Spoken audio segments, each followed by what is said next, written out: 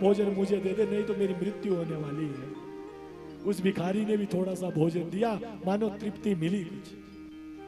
फिर निकले वहां से आगे। अब धीरे धीरे करके अब जो है यमुना नदी के किनारे जो है आज माधवदास जी पहुंचे हैं। और जैसे ही यमुना नदी के किनारे पहुंचा, फिर से तीव्र भूख लगती है। अब वहां पर आसपास में कुछ नहीं मिल रहा है खाने को। कहते वहां पर एक खेत हुआ था, चने का खेत था, सूखे हुए चने पड़े हुए थे। आज माधवदास जी ने वही इकट्ठे किए, लगे फांकने हैं। वो खाए तब कहीं जाके थोड़ी सी तृप्ति हुई। देखना कभी चने खाकर वैसे ही पेट भारा हो जाता है। यमुना जी को प्रणाम किया है। और एक बात बताऊं आपको विशेष, निधिवन जो है वहां पर भगवान सबसे पहले रहते थे, बाकी के मंदिर तो बाद में बने हैं। सबसे पहले निधिवन में ही मंदिर होता था, वहीं पर भगवान की पूजा होती थी। बाकी तो मंदिर जो हमारे सनातनी धर्म मंदिर है वो बाद में बने वृंदावन में।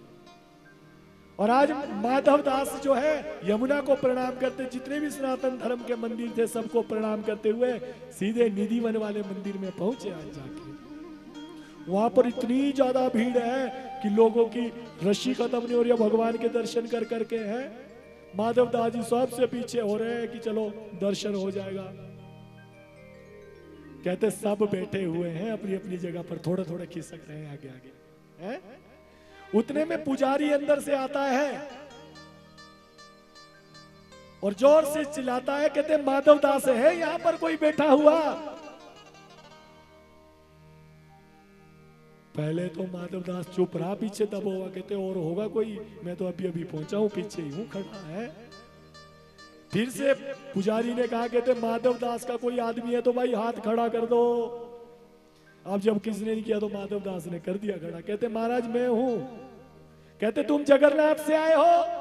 कहते हाँ जी महाराज मैं जगन्नाथ से आया हूं। कहते चलो कन्हैया का बुलावा आया है तुम्हें, वो बुला रहा है तुम्हें अंदर। माधवदास भागा भागा गया। कहते इस पुजारी को कैसे पता लगा कि मैं उधर से आया हूं, जगन्नाथ से आया हूं। भागा भागा गया। महाराज आपको कैसे पता लगा? कहते आपका स्वरूप जो है अंदर बता दिया है कन्हैया ने है। आज जब कन्हैया को दिन का भोग लगा रहे थे, उस समय कन्हैया भोग नहीं लगा रहा। कहते उसने सीढ़ी घुमा लिया अपना पीछे को। कहते नहीं नहीं मुझे तो ध्यान सिंह ने जो है, माधवदास ने जो है मुझे सूखे चने खिलाए, मेरे तो गले में फंसे, मुझे नहीं खाना कुछ नहीं। चलो कहते भोजन कराओ उनको अब है।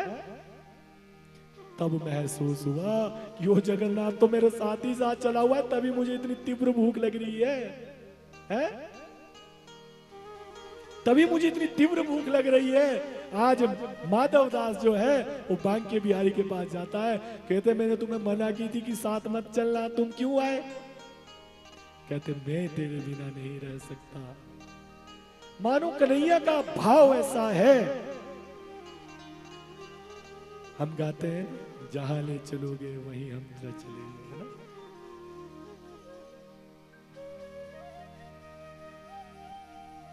मेरा मानना यह है कि कन्हैया गा रहा है हमारे लिए। अगर हमारा प्रेम सच्चा हो, कन्हैया कह रहा है मानो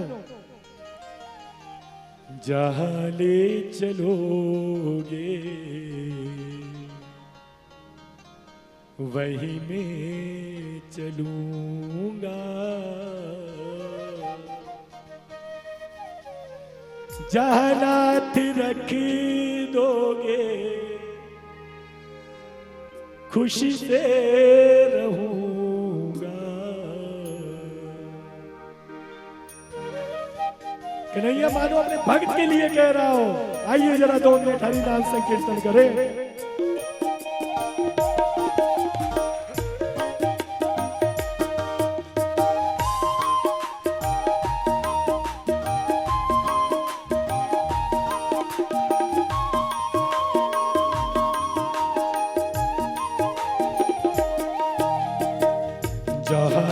चलोगे वहीं मैं चलूंगा, जहाँ ले चलोगे वहीं मैं चलूंगा।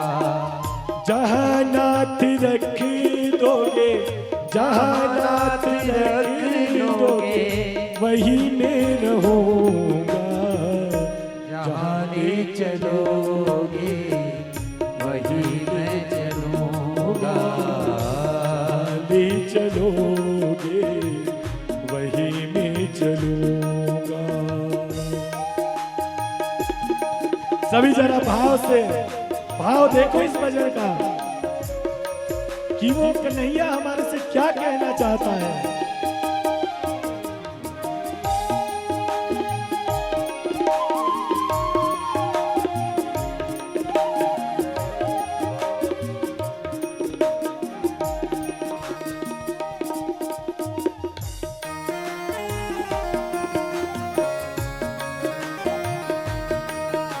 सभी जरा तालियां बजा लो।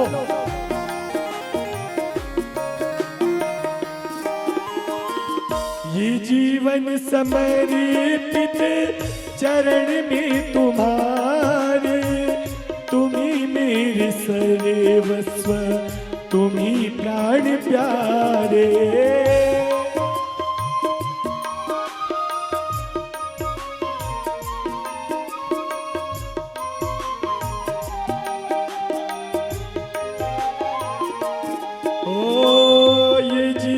समर्पित चरण में तुम्हारे, तुम्ही मेरे सर्वस्व, तुम्ही प्राण प्यारे, तुम्ही प्राण प्यारे, तुम्ही प्राण प्यारे। तुम्हें छोड़ कर ना, तुम्हें छोड़ कर ना किससे कहूँगा, ले चलोगे वहीं मैं चलूंगा। जहाँ ले चलोगे वहीं मैं चलूंगा। जहाँ नाथ रख लोगे, जहाँ नाथ रख लोगे वहीं मैं रहूंगा। जहाँ ले चलोगे सभी जरा भाव से, वहीं मैं चलूंगा। मानो कन्हैया ये कहना चाह रहा हो, मानो कन्हैया ये कहना चाह रहा हो कि मुझे तू बस अपने साथ रख, मैं कोई शिकायत नहीं करूंगा तुझसे कि तूने मेरे लिए ये नहीं दिया वो नहीं दिया, मैं कोई अर्जी नहीं लगाऊंगा तेरे साथ जैसे तू मेरे साथ लगाता है, बस तू मुझे अपना बना के रख। ओ ना कोई शिकायत ना कोई लाना, कर लो करा लो जो है तेरी मर्जी। ना कोई शिकायत ना कोई अर्जी, कर लो करा लो जो है तेरी मर्जी, जो है तेरी मर्जी। खुशी दो या गम दो, खुशी दो या गम दो, खुशी से सहूंगा जहाँ ले चलोगे सभी जरा भाव से, चलूंगा। जहाँ ले चलोगे वहीं मैं चलूंगा। जहाँ ले चलोगे वहीं मैं चलूंगा। जहाँ नाथ रख दोगे, जहाँ नाथ रख दोगे खुशी से रहूंगा। जहाँ ले चलोगे वहीं मैं चलूंगा। जहाँ ले चलोगे वहीं मैं चलूंगा। सभी जरा भाव बना के देखो अपना, ऐसा भाव बार बार नहीं बनता।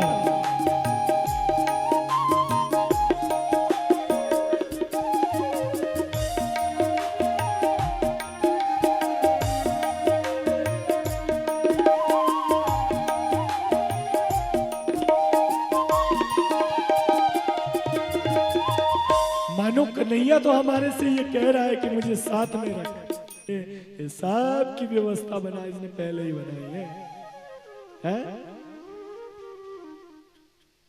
तो भगवान के लिए सिर्फ भाव चाहिए आपका अच्छा, इसलिए सदैव अच्छा भाव से कथा श्रवण करना। एक बात और बताता हूं, कभी भी कथा श्रवण करने जाओ, कहीं भी जाओ, कभी भी किसी व्यास की परीक्षा है तो पंडाल में मत बैठे रहना। ना जाने उसके अंदर कौन सी भक्ति है, कौन से उसके जन्म का उदय, पूर्व जन्म के पुण्य का उदय हुआ है, जो उसे वो व्यासपीठ मिली है। सबको नहीं मिल पाती है। ये बहुत बड़े बड़े विद्वान भी हैं, उनको भी ये व्यासपीठ अभी तक भगवान की कृपा नहीं हुई। ये जो गद्दी है यहाँ पर लगी हुई, ये जो भी स्टेज है लगा हुआ, यहाँ पर जो लोग भी बैठे हैं, है ना, जितने भी बैठे हैं, ये यहाँ पर ऐसे नहीं बैठ सकता कोई, है? कोई साधारण बात है? ये सब मेरे कन्हैया के चुने हुए चुनिंदे आदमी है। सब चुने हुए हैं एक एक आदमी, कि मेरे साथ कौन रहेगा। कई बार हमारे मन में ये भाव आ जाता है, कई बार जाति का भाव आ जाता है, कई बार कोई भाव आ जाता है, पर उस भाव को छोड़कर देखना कभी। इसकी चौखट पर वही आ सकता है, वही बैठ सकता है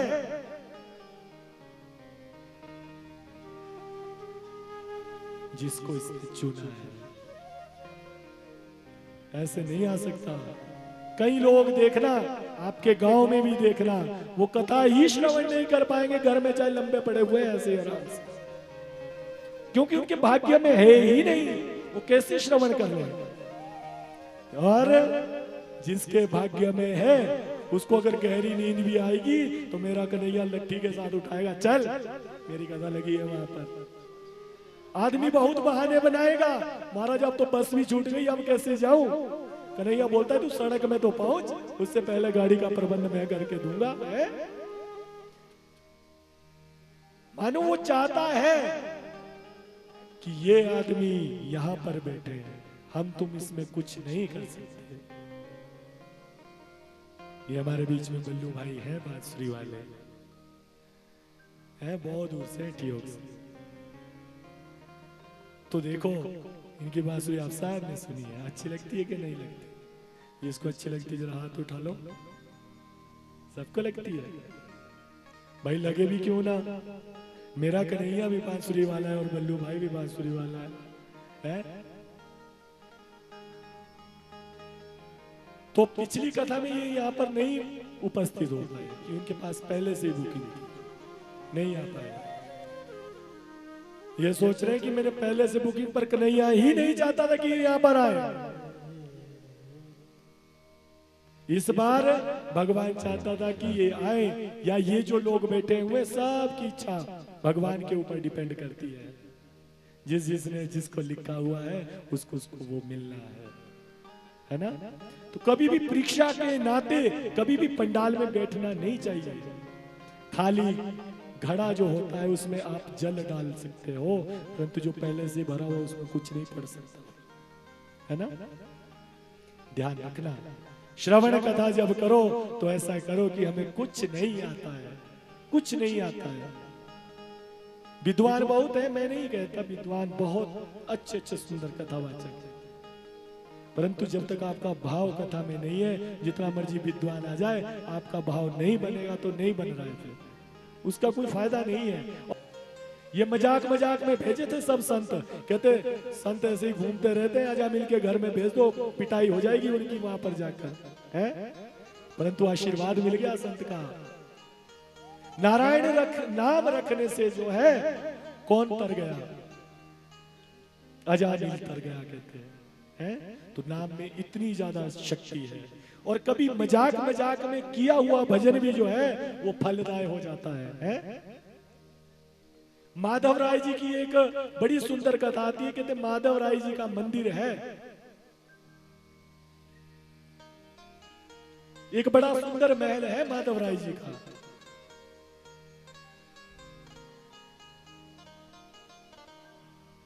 कहते राजा अकबर के समय का महल है वो।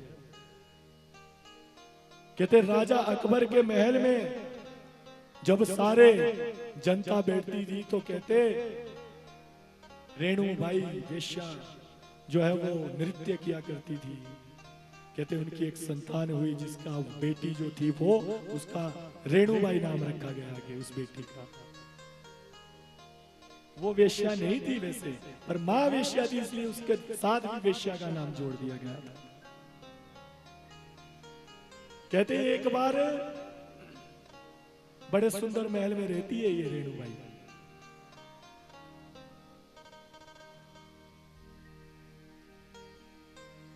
नहीं, रेणुबाई की जो पुत्री थी कलावती उसका नाम था। कलावती नाम से प्रसिद्ध हुई है बाद में। तो कहते एक बार बड़ा सुंदर महल राजा ने इसे बनाया हुआ था और वहां पर ये अकेले रहती थी। सारे सैनिक इसके आगे पीछे घूमते रहते थे। कहते बहुत सुंदर देखने में हुआ करती थी।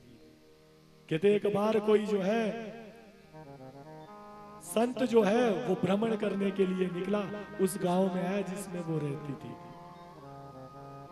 है। और जैसे ही वहां पर प्रवेश पाया, आज पूछता है महाराज कोई ऐसी जगह है यहाँ पर कि जहाँ पर मुझे 2 समय का भोजन और 2 रोटी मुझे खाने के लिए मिल जाए और साथ में रात्रि काल में थोड़ा भजन संकीर्तन मिल जाए। किसी ने मजाक मजाक में कह दिया, कहते चले जाओ आगे। किससे पूछा? जो कलावती के महल के बाहर खड़ा हुआ था ना पहरेदार, उससे पूछा। तो उसने मजाक मजाक में कह दिया अरे अंदर चले जाओ, अंदर तो बहुत ठाट है अंदर चले जाओ, सब इच्छा पूरी हो जाएगी तुम्हारी। मान लो एक ताना जैसा देकर अंदर भेज दिया संत को। जैसे ही बाल योगी थे वो, जैसे ही बाल योगी अंदर पहुंचे, अंदर जाकर देखते एक सुंदर सा बेड लगा हुआ है और उसके ऊपर जो एक बहुत सुंदर स्त्री बैठी हुई है। सीधे चले गए संत अंदर बाल योगी। और जब अंदर जाकर देखा उस वेश्या की पुत्री का जब मुख देखा और उसने भी संत को जब देखा एकदम से चिल्लाई, अरे सैनिकों कहां मर गए, कहां रह गए? सब कहते दौड़े दौड़े आए, 50-60 सैनिक इकट्ठे हो गए। कहने लगी जब मैंने सबको मना की थी कि मेरे पास कोई नहीं आना चाहिए तो ये अंदर कैसे आए? तब कहा महाराज जी ने सबको, उन संत ने कहा इन सबको क्षमा कर दो, मैं तो अपनी मर्जी से आया, मेरा मन ये किया कि यहाँ पर मुझे 2 समय का जो है 2 वक्त की रोटी मिल जाएगी, एक समय हरि नाम संकीर्तन मिल जाएगा और थोड़ा विश्राम करने के लिए जगह मिल जाएगी। इनका किसी का दोष नहीं है। तो कहते मैं जा रहा हूं, अगर तुम्हें अच्छा नहीं लगा तो मैं चला जाता हूं। कलावती ने कहा नहीं नहीं नहीं नहीं महाराज, अब जब आप महल के अंदर प्रवेश कर गए तो आपकी इच्छा पूरी की जाएगी, आपकी इच्छा के विरुद्ध काम नहीं होगा, आपकी इच्छा के विरुद्ध नहीं होगा काम। आपको यहाँ पर 2 वक्त का भोजन भी मिलेगा और सत्संग भी मिलेगा और विश्राम करने की जगह भी मिलेगी। तो कहते अब कहते संत ने भोजन पाने से पहले कहा, कहते पहले मैं सत्संग करना चाहता हूं देवी। तो कहते अपने बेड के ऊपर बैठी हुई थी और कहने लगी चलो करो, सत्संग करना चाहते हो करो, मैं सुनती हूं तुम्हारा सत्संग। बाली योगी ने कहा नहीं देवी ऐसा नहीं होगा, तुम सत्संग सुनाओगी, क्योंकि मैं तो नीचे बैठा हूं, जो ऊपर बैठा हुआ होता है उसको अधिकार होता है सुनाने का, नीचे बैठने वाले को थोड़ा नहीं। कलावती समझ गई कि मैंने अपना आसन ऊंचा किया हुआ है। क्या किया? नीचे उतर गई, अपने आप सुंदर आसन लगाया, वहां पर बाल योगी को बिठाया।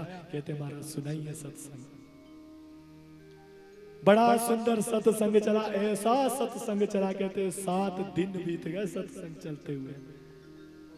और जब 7 दिन बीत गए तब आज क्या मन में आया? आज कोई पर्ची काटने वाला बाहर से जा रहा था आवाजें लगाते हुए, अरे भाई अगर कोई दान करना चाहता है तो माधव राय जी का मुकुट बनने जा रहा है, कोई अगर दान करना चाहता है तो दान करें। ये आवाज कलावती के कान में पड़ी और उसने अपने सैनिकों को बोला कहते इसे ऊपर लेके के आओ। सब गए उसको लेकर आए। हाँ जी, किस चीज की पर्ची काट रहे हो? कहते माधव राय जी की बड़ी सुंदर मूर्ति बनी है, अभी तक मुकुट विराजमान नहीं हुआ है, इसलिए मुकुट के लिए धन इकट्ठा कर रहे हैं। कलावती के अंदर वो सत्संग ऐसे बस गया, मानो सब कुछ ने छावर करने को तैयार हो गई। उसने कहा अरे आज से आगे चंदा किसी से मत मांगना, माधव राय जी का जो मुकुट होगा वो मैं दूंगी, अपने खर्चे पे मैं सब करूंगी। कहते वो कहने लगा पर्ची काटने वाला बहुत महंगा है, कोई बात नहीं, कहते मुझे चाहे अपना महल क्यों ना बेचना पड़ जाए, परंतु माधव राय जी का मुकुट तो जो है अब मैं ही दूंगी। कहते समय व्यतीत हुआ, बड़ा सुंदर जो है मुकुट हीरे जवरात लगाकर जो है मुकुट बनाया गया।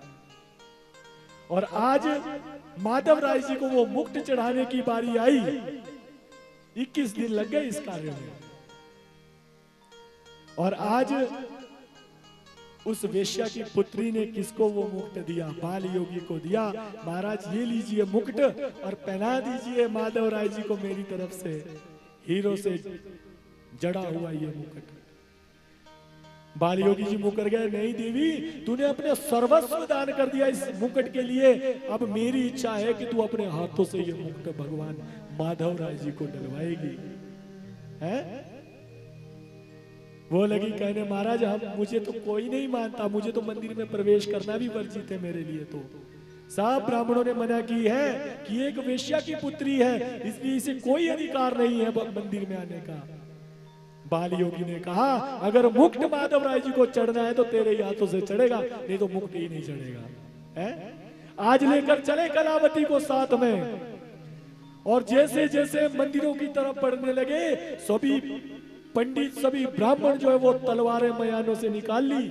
सभी को पता लग गया कि वेश्या की पुत्री जो है आज माधव राय जी के मंदिर में प्रवेश करेगी, और प्रवेश ही नहीं माधव राय जी को अपने हाथों से मुकुट धारण करवाएगी। और इधर से जितनी भी वेश्याएं थी वो सब जो है आज कलावती के साथ चल पड़ी है माधव राय जी के मंदिर को। है चलती जा रहे हैं और आगे वो तलवार लेकर खड़े, मारो काटो, आज या ये नहीं रहेंगे या हम नहीं रहेंगे, हम मंदिर में प्रवेश नहीं होने देंगे। और कलावती के साथ सिर्फ एक कौन है? बाल योगी जी चले हुए हैं, संत चले हुए हैं। और जैसे ही मंदिर की सीढ़ियों के पास पहुंचे, मानो तलवारें लेकर सभी ब्राह्मण खड़े हो गए। कहते इसको प्रवेश नहीं मिलेगा मंदिर में। आज कलावती की आंखों से झरझर आंसू बह रहे हैं कि मैं तो भगवान के दर्शन करना चाहती हूँ, माधव राय जी के दर्शन हो जाए बस। संत ने कहा अरे ब्राह्मणों, अरे वेश्या इसकी मां थी, ये थोड़ा नहीं, इसने क्या पाप किया है? तुम इसको मंदिर में जाने दो, इसने बहुत श्रद्धा से सब कुछ अपना दांव पे लगा दिया है भगवान के लिए, इसकी आत्मा पवित्र है। मैंने 21 दिन तक इसे जो है उस सत्संग सुनाया है, कथा सुनाई है भगवान की, और इसका मन जो है वो बहुत पवित्र हो गया है। सब कहने लगे नहीं नहीं महाराज, बाल योगी जी आप अपने हाथों से चढ़ाना चाहते हैं तो चढ़ा सकते हैं, परंतु इसे नहीं मिलेगा, इसे मौका नहीं मिलेगा। बाल योगी ने कहा अच्छा ठीक है, मैं ये कहता हूं भगवान माधव राय जी मेरे हाथों से मुकुट पहनना ही नहीं चाहते, वो पहनना चाहते तो इस देवी के हाथों से पहनना चाहते। सब ब्राह्मण कहने लगे नहीं नहीं ऐसा नहीं है, आप अपने से बातें बना रहे हैं। योगी ने कहा चल ठीक है, मैं यहां पर कसम खाता हूं, ये आप सबको वचन देता हूं कि अगर माधव राय जी का सर जो है वो नीचे झुक गया मुकुट धारण करने के लिए, तो ये कलावती जो है मुकुट धारण करवाएगी। अगर भगवान ने सिर नहीं झुकाया तो ये मुकुट धारण नहीं करवाएगी। वचन दे दिया उनको कि आज अगर माधव राय जी ने मुकुट धारण करना है तो सिर उनको जो है झुकाना पड़ेगा। साहब ने कहा ठीक है, ये हमें मान्य है। हुआ माधव राय जी के मंदिर में प्रवेश। और प्रवेश करने के सबसे पहले प्रणाम करती है कलावती। हे प्रभु, आज तू कैसी परीक्षा ले रहा है? कहते थाली में पूजन किया गया मुकुट का, और जैसे ही कलावती के हाथों में वो मुकुट दिया गया कि जाओ धारण करवाओ, वैसे ही जैसे उसने हाथ बढ़ाना शुरू किया वैसे वैसे भगवान का सिर जो है वो नीचे झुक गया। पत्थर की मूर्ति जो है वो पिघल गई, नीचे झुक गई मूर्ति। और माधव राय जी ने जैसे ही सर झुकाया, आज कलावती ने बड़े सुंदर रूप से जो है मुकुट धारण करवाया है। बोलिए कृष्ण भगवान की। साक्षात भगवान ने अपना स्वरूप किसी के आगे झुकाया है, अपना ये सिर जो सारी सृष्टि को लय और विलय कर सकता है, उसने आज एक बेटी के लिए अपना सर झुका दिया। कभी जाना माधव राय जी के मंदिर में, आज भी उनका सर जो है वो झुका हुआ रहता है। भक्ति से बड़ा और कुछ नहीं है, यही समझाने की बार बार कोशिश करता हूं। भक्ति से उसको पाना ज्यादा कठिन नहीं है, पर भक्ति के साथ साथ प्रेम होना भी आवश्यक है। बोलिए श्री वृंदावन बिहारी लाल की। ये मजाक मजाक में ही हुआ। अब जब मुकुट धारण करवा दिया कलावती ने, तो अब बाली योगी कहने लगे अच्छा देवी मैं चला। कहने लगी महाराज अब कहां जा रहे हो, हैं? इतना सब कुछ देने के बावजूद। बाली योगी जी कहते हैं देवी मेरी और तेरी उम्र एक समान है, अभी हमारा साथ रहना अच्छा नहीं है, इसलिए मुझे जाने दे। विदाई लिए पूछ रही है कलावती मैं कहां जाऊं? कहते तू यहीं पर बैठकर भगवान का भजन कर। कहते बाल योगी जी तपस्या करने के लिए चले गए। आज पूरा 10 साल बाद वापिस आए बाल योगी उस माधव राय जी के मंदिर में। माधव राय जी को प्रणाम किया, देखा सिर आज भी झुका ही हुआ है। याद आई किसकी? कलावती की। कहां गई? देखा तो जैसे ही मंदिर से बाहर निकले वहां पर एक आदमी मिला, बूढ़ा सा आदमी। उससे पूछा महाराज एक कलावती रहती थी यहाँ भगवान का भजन करने, वो कहां चली गई? वो आदमी कहता है महाराज आपने मुझे पहचाना? कहते नहीं मैंने तो नहीं पहचाना। कहता है कलावती की ये समाधि बनी है महाराज यहाँ पर, उसने अपना जीवन ही त्याग कर दिया। माधव राय जी के उस ठीक सामने जो है वो कलावती की समाधि बनी हुई है। और वो कहता है आदमी, कहते महाराज मैं वही हूं जो दरवाजे के पास था, जिसने मजाक मजाक में अंदर भेज दिया है। देखो आज उस वेश्या की पुत्री आज कहां पर समाधि बनी हुई है। तो ये भक्ति है। भगवान जाति पाति का भेद तो कभी किया ही नहीं भगवान ने, है? बोलिए श्री वृंदावन बिहारी लाल की। उसके बाद भगवान ने शिशुपाल का वध किया है भगवान ने। उसके बाद प्रहलाद की बड़ी सुंदर कथा आती है, आप सब जानते हैं। हिरण्यकश्यप कहते हिरण्यकश्यप जो है वो तपस्या करने के लिए गया। पहला दिन था तो एक तोता मिल गया। वो क्या कहने लगा आप सभी को पता है, क्या बोलता था तोता? नारायण नारायण। क्या बोलता? बोल दो जरा जोर से बोलो।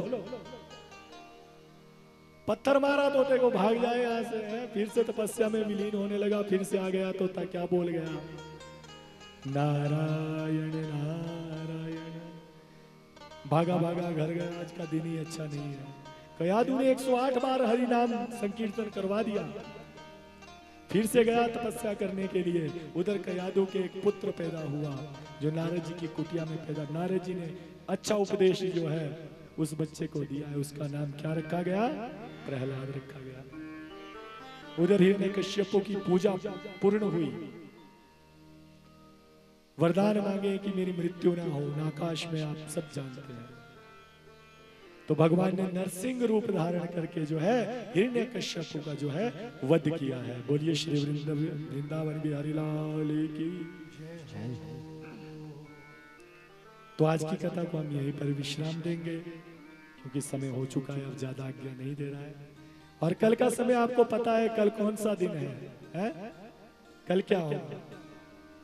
कल मेरे कन्हैया का हैप्पी बर्थडे है, जन्मदिन है, उत्सव मनाएंगे हम कन्हैया का कल है। तो आप सभी को पता क्या क्या करना है? बताने की तो जरूरत उनको होती है जिनके पहला ब्याह या पहला बच्चा हो। यहाँ पर तो तीसरा होने वाला है, वह ये भी भाग्य की बात है। तो साहब ने कहते कोशिश करना कि पीले वस्त्र धारण करके आना कल। और भगवान को किस चीज का भोग लगता है? हाँ जी, तो कौन लेके आएगा? भाई मुझे तो मत बोलना, मैं तो बहुत दूर का हूं और मेरी गाय ब्याने वाली है, अभी ब्याही नहीं है, इंतजार में बैठे हैं, अभी माखन तभी हो पाएगा है। तो खूब सारा माखन लेकर आना, मिश्री लेकर आना है, खिलौने लेकर आओ भगवान के लिए। जिस तरह से आप अपने पुत्र का जन्मोत्सव मनाते हैं उसी प्रकार से भगवान का जन्मोत्सव मनाना चाहिए। जिसका जो जो मन करे वो कल भगवान को अर्पित कर सकता है, परंतु खाली हाथ कोई नहीं आएगा कल। मेरे कन्हैया को श्रृंगार प्रेम है, श्रृंगार से बहुत प्रेम है।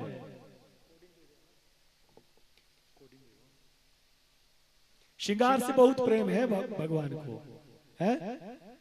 तो कन्हैया कहता है मेरे दर पे आकर जो खाली हाथ बैठेगा उसे मैं भी खाली कभी नहीं भरने दूंगा उसकी झोली। अगर कहीं से कुछ कमा के मिलेगा दूसरी जगह ही लगा दूंगा है।